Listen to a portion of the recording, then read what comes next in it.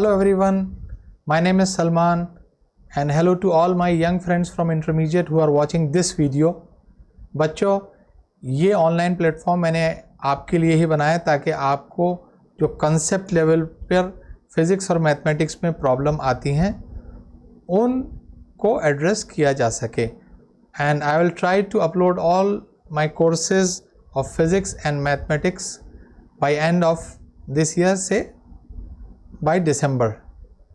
Till then, on important concepts and interesting topics, I'll be posting regular videos. So please do watch those videos by subscribing to our channel. आज का हमारा topic है mathematics से और topic का नाम है लिमिट्स. तो आइए समझते हैं कि लिमिट्स है क्या.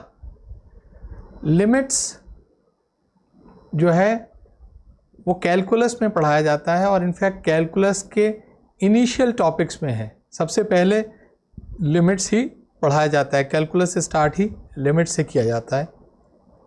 लिमिट्स कैलकुलस जनरली इंटरमीडिएट में पढ़ाया जाता है और थोड़ा सा अलग तरह का सब्जेक्ट है. तो बहुत से बच्चों को इसमें प्रॉब्लम होती है, उनको कैलकुलस ठीक से समझ में नहीं आता. इवन वो लोग भी कि जिन्होंने कैलकुलस पे प्रॉब्लम्स कर ली हैं उनसे भी अगर आप पूछिए कि कैलकुलस क्या है तो बड़े वेग से कभी कभी रिप्लाई देते हैं कि dy by d x of sine x is equal to cos x और dy by d x of cos x is equal to minus sine x. ये कैलकुलस नहीं है कि ये कुछ स्टैंडर्ड रिजल्ट्स हैं. This is not the concept of calculus.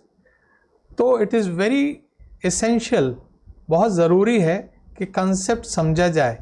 Specially अगर आपको कॉम्पिटिटिव एग्ज़ाम्स क्लियर करने हैं तो और ज़रूरी हो जाता है कि आपको कॉन्सेप्ट समझना बहुत ज़रूरी होता है. And then you can have a understanding, a thorough understanding over the subject, and thereafter when you practice questions over that you will have a command over the subject.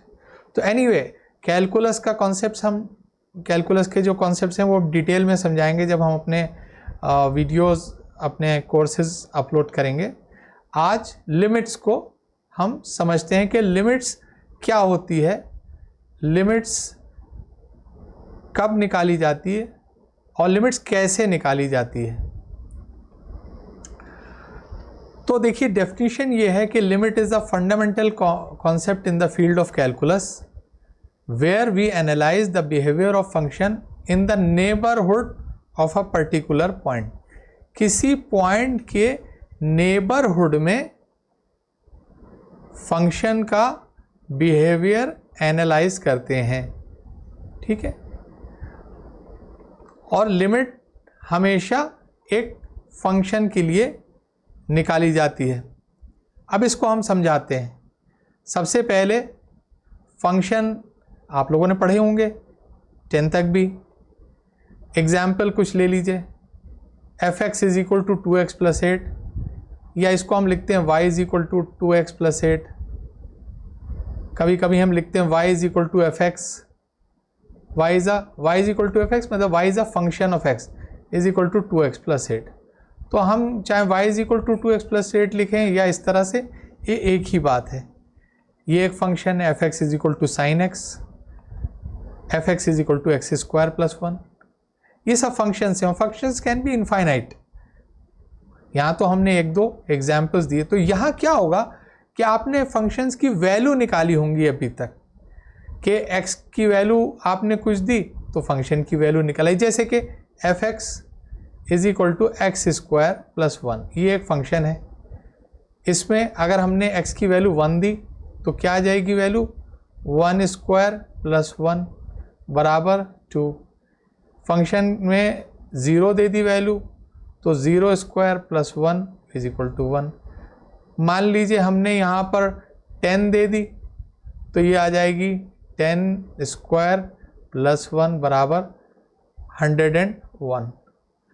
तो हम अलग अलग value x की देते चले जाएं तो ये फंक्शन की वैल्यू निकलती आ जाएगी. क्या निकल के आएगी? वैल्यू.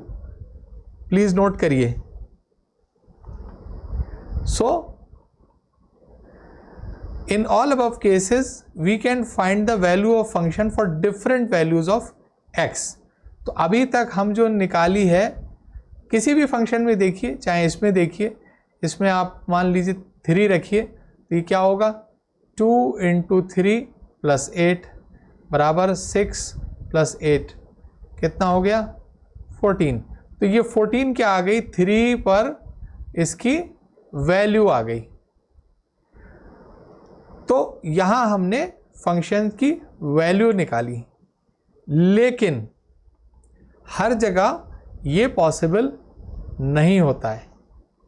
जैसे कभी कभी जैसे x की वैल्यू हमने 1 2 3 4 कुछ भी रखी 1.5 2.5 3.5 एनीथिंग, तो कुछ वैल्यू निकल के आ गई. x की वैल्यू रखी तो फंक्शन की. अब अगर x की कोई ऐसी वैल्यू हम रखें कि वहाँ पर फंक्शन इनडिटर्मिनेट फॉर्म एज्यूम कर ले.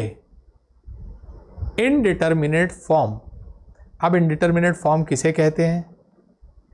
इनडिटर्मिनेट फॉर्म ये है 0/0, infinity upon infinity, infinity minus infinity, 0 × infinity, 0 raised to the power 0 और 1 raised to the power infinity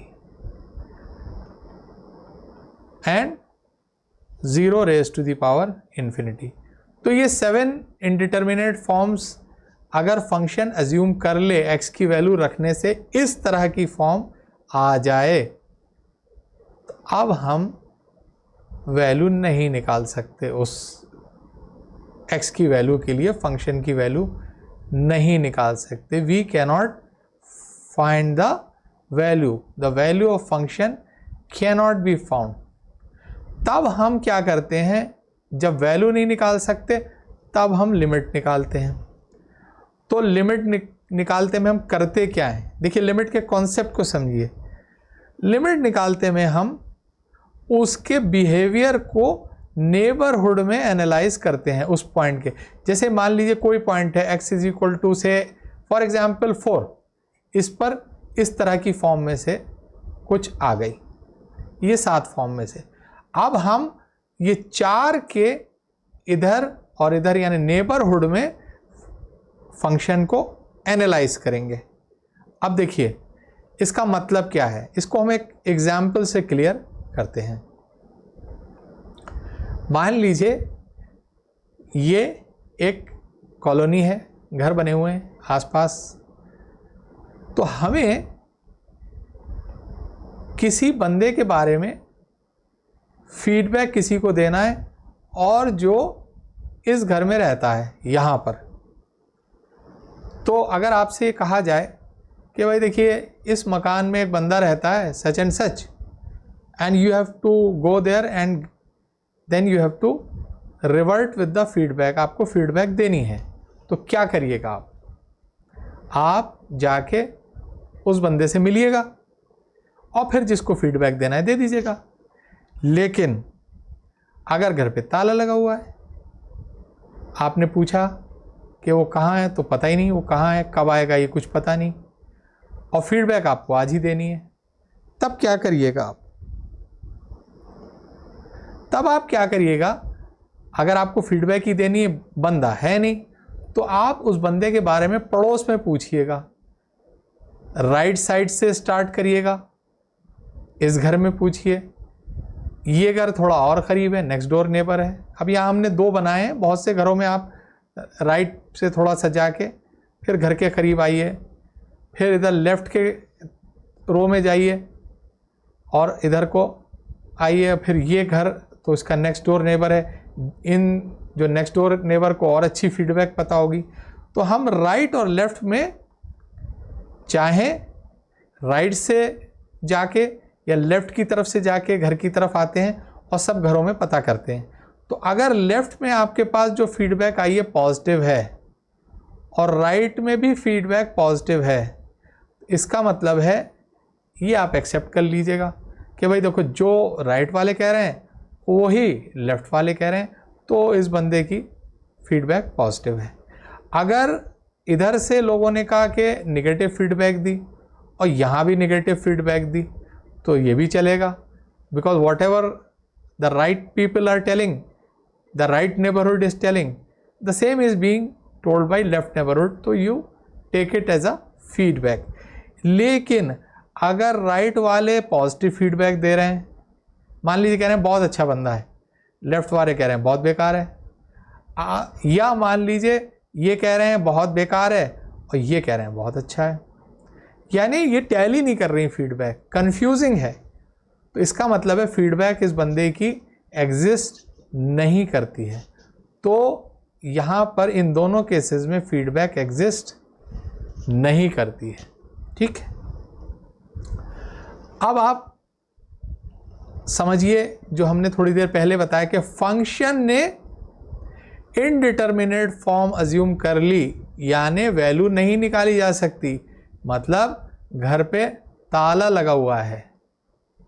अब हम जिस x की वैल्यू के लिए इनडिटर्मिनेट फॉर्म आ गई, उस वैल्यू के थोड़ा सा राइट में देखेंगे और थोड़ा सा लेफ्ट में देखेंगे, यानी राइट से बढ़ेंगे और लेफ्ट से बढ़ेंगे और देखेंगे कि वैल्यू किधर पहुंच रही है।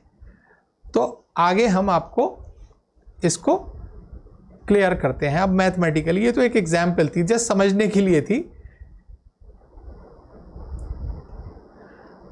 नाउ तो लिमिट निकालने का यही तरीका है जैसे हमने एग्जाम्पल में बताया, लेकिन किस तरह से निकालेंगे देखिए। ये फंक्शन है f(x) = x² - 1 / x - 1। अब अगर आप इसके अंदर 1 रखें, ये होगा 1² - 1 / 1 - 1 बराबर 0/0। तो ये कौन सी फॉर्म आ गई? इनडिटरमिनेट आ गई, नहीं आ गई? तो अब यहां पर हम वैल्यू नहीं निकाल सकते। किस पर? एट x = 1 पर। बाकी पे कोई प्रॉब्लम नहीं, आप 4 रखिए तो f4 किसके बराबर होगा? 4² - 1 / 4 - 1 बराबर होगा 16 - 1/3, यानी 15/3, जो भी इसकी वैल्यू हो, उस पर प्रॉब्लम नहीं। सिर्फ प्रॉब्लम है x = 1 पर। तो अब हमने क्या कहा था? जिस x की वैल्यू के लिए ये प्रॉब्लम होती है, उसके नेबरहुड में, उसके थोड़ा सा राइट और उसके थोड़ा सा लेफ्ट में जाके देखेंगे। तो देखिए, अब हम यहाँ एक टेबल बना लेते हैं और हम कहते हैं कि x की वैल्यू जब 1 है तो इसकी वैल्यू क्या है? 0/0, यानी अनडिफाइंड, ठीक है। तो हम लीजिए लिख देते हैं कि ये अनडिफाइंड है। अब 1 के राइट में आइए, 1 से थोड़ा सा ऊपर आइए, मान लीजिए हम आते हैं 1.1 तक। अब 1.1 रखिए इसमें, तो f 1.1 किसके बराबर हो जाएगा? 1.1 का होल स्क्वायर -1/1.1 -1, ये बराबर हो जाएगा। इसको आप 1 का स्क्वायर लिख सकते हैं, तो 1.1 - 1 1.1 + 1 अपॉन 1.1 - 1, ये कट गए, ये बराबर हो गया 2.1। तो यहाँ पर f(x) की वैल्यू हो गई 2.1, ठीक है। इसी तरह से 1.01 रखिए, f 1.01, ये बराबर हो जाएगा 1.01 का होल स्क्वायर -1, यानी 1 का स्क्वायर अपॉन 1.01 - 1, ये बराबर हो जाएगी 2.01। आप निकाल के देख लीजिए। और थोड़ा सा करीब आए, 1.1 तो 1 से थोड़ा सा दूर है, 1.01 इधर मूव करे और थोड़ा सा इस तरफ मूव करे, यानी 1.001। तो अब अगर हम मूव करें तो हम देखेंगे कि यहाँ वैल्यू आएगी 2.001, ठीक है। तो ये तो हम राइट से मूव करें। हमने 2-3 एग्जाम्पल लिए, आप ज़्यादा केसेस भी ले सकते हैं। अब लेफ़्ट से आइए, लेफ़्ट में है 0.9, तो अब इसकी वैल्यू f.9 किसके बराबर होगा? ये बराबर होगा 0.9 का whole square minus 1 upon 0.9 minus 1। इसको 1 स्क्वायर कर सकते हैं, ये होगा 0.9 माइनस 1, 0.9 प्लस 1 अपॉन 0.1, तो ये हो जाएगा 1.9। ठीक है, तो इसकी वैल्यू हमारी हो गई 1.9, राइट। आप और थोड़ा सा करीब आ जाइए, 0.99 तक आइए, तो वहाँ पर इसकी वैल्यू आ जाएगी 1.99। और थोड़ा सा आप करीब आ जाइए, ये तो यहाँ से कट जाएगा, तो then only because this will 0.9 minus 1 ये कैंसिल हो जाएगा। ठीक, और थोड़ा सा करीब आई 0.999, तो वैल्यू आ जाएगी 1.999। तो आप देखिए कि अगर हम लेफ्ट से बढ़ रहे हैं, यानी राइट में जाके 1 की तरफ बढ़ रहे हैं, तो फंक्शन की वैल्यू 2 की तरफ बढ़ रही है, और लेफ्ट में जाके 1 की तरफ अप्रोच कर रहे हैं, तब भी फंक्शन की वैल्यू किधर बढ़ रही है? 1.9 थी, 1.99 हुई, 1.99, तो ये भी दोनों 2 की तरफ बढ़ रही है। इसका मतलब है जो वैल्यू को फंक्शन लेफ्ट राइट से अप्रोच कर रहा है, उसी वैल्यू को फंक्शन लेफ्ट से अप्रोच कर रहा है। अब हम कहेंगे limit x tending to 1, x tending to 1 fx is equal to 2। यानी अगर x 1 की तरफ टेंड कर रहा है, हुआ नहीं है, x is not equal to 1, equal to 1 पे तो इंडिटरमिनेट वैल्यू है, x टेंडिंग टू 1 fx, इसको लिखेंगे limit x tending to 1 fx this is equal to 2। हाँ, यहाँ नोट करिए, अगर ये 2 के बजाय यहाँ 3 आ जाता तब हम नहीं लिख सकते थे, बिकॉज इधर से 2 आ रहा है और इधर से 3, लेकिन यहाँ दोनों तरफ से 2 आ रहा है, तो हम इसको लिखेंगे इस तरह से और इसको पढ़ेंगे limit x tending to 1 fx is equal to 2। ठीक है, अब यहाँ फिर मैं ये कहता हूँ कि for value we write x is equal to a। अगर हमें फंक्शन की वैल्यू निकालना है तो हम x is equal to a लिखते हैं, कि जैसे कि मान लीजिए fx बराबर x स्क्वायर प्लस 3, तो f1 यानी x is equal to 1 square plus 3, यहाँ कोई प्रॉब्लम नहीं था, हमने 1 रखा, तो ये वैल्यू है at x is equal to 1। लेकिन लिमिट के लिए हम ये नहीं लिखते, लिमिट के लिए हमेशा लिखते हैं tending to a। Tending to a का मतलब होता है a की तरफ टेंड कर रहा है, हुआ नहीं है। ठीक, ये तो हमने टेबल बना के आपको बताया कि लिमिट कैसे निकालते हैं। आइए हम ग्राफिकली निकालने की बात करते हैं। Now let us understand graphically. लेकिन ग्राफ को निकालने से पहले थोड़ा सा कोऑर्डिनेट ज्योमेट्री को हम विजिट कर लेते हैं, रिविजिट कर लेते हैं।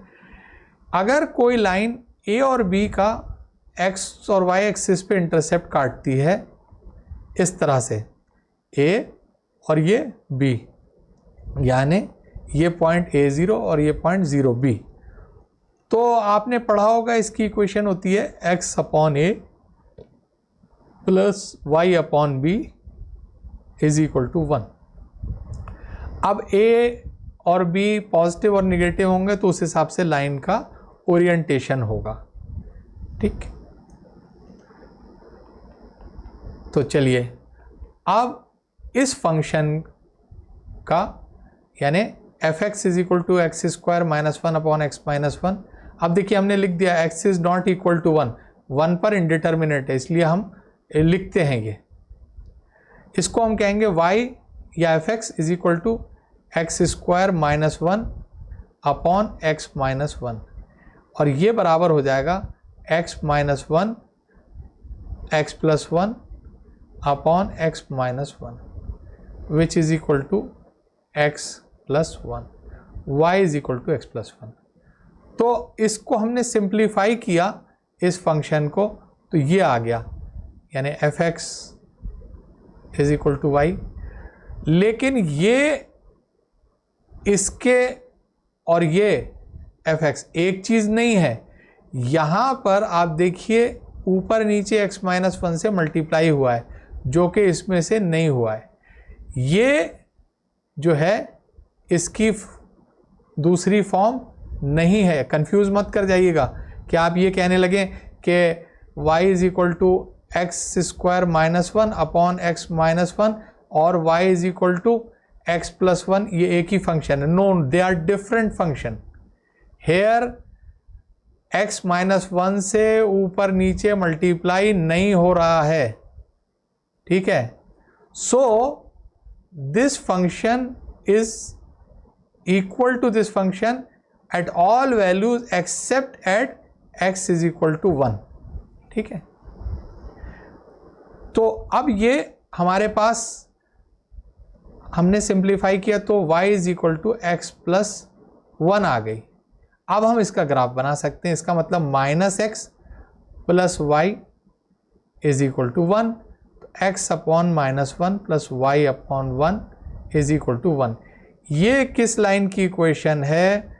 जो एक्स एक्सिस पर माइनस 1 का और वाई एक्सिस पर 1 का इंटरसेप्ट काटती है, ठीक है। तो चलिए हम ग्राफ बनाते हैं। तो हमने इसको सिंप्लीफाई कर लिया, y is equal to x plus 1।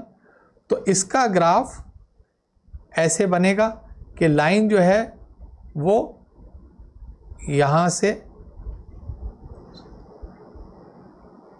ऐसे पास हो जाएगी। It will be like this and at x is equal to 1 एक गैप आएगा इसमें, क्योंकि उस पर फंक्शन की वैल्यू डिफाइंड नहीं है।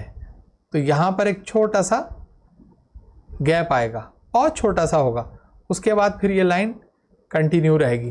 तो इस लाइन में एक ब्रेक है at x is equal to 1, because function की वैल्यू 1 पर डिफाइंड नहीं है, ठीक है। अब हम क्या करेंगे?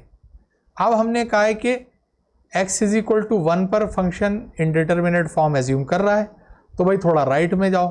तो क्या करेंगे आप? थोड़ा सा राइट में जाएंगे इधर और देखेंगे कि फंक्शन की वैल्यू क्या आ रही है। ये आएगी फंक्शन की वैल्यू, ये x प्लस समथिंग है इधर, यानी 1 प्लस समथिंग, ठीक है। तो हम क्या करेंगे?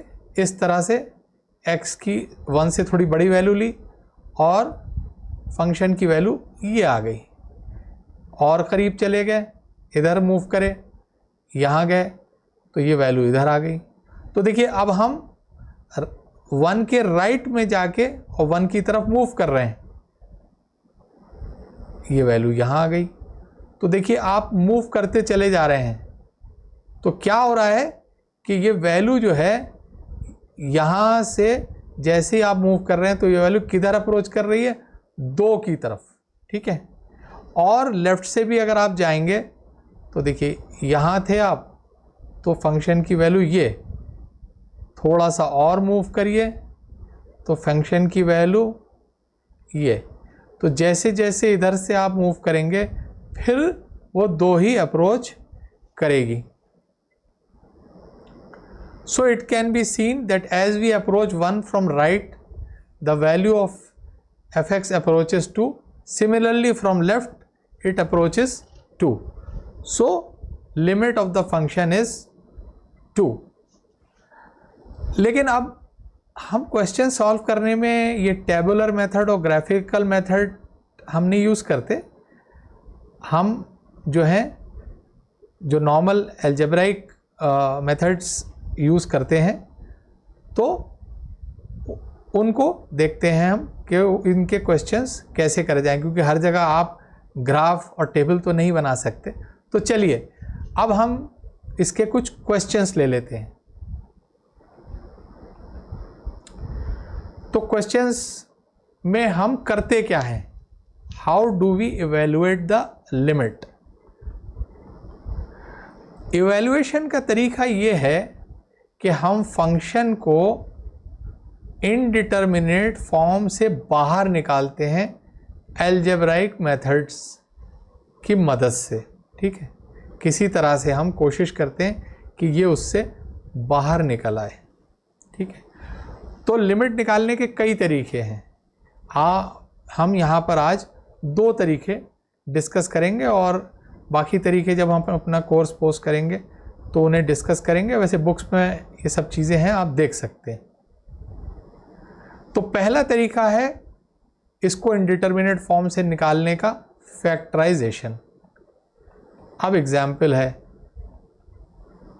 X square minus 25 upon x square plus 2x minus 15 x tending to -5, यानी limit x square minus 25 upon x square plus 2x minus 15 limit x tending to -5।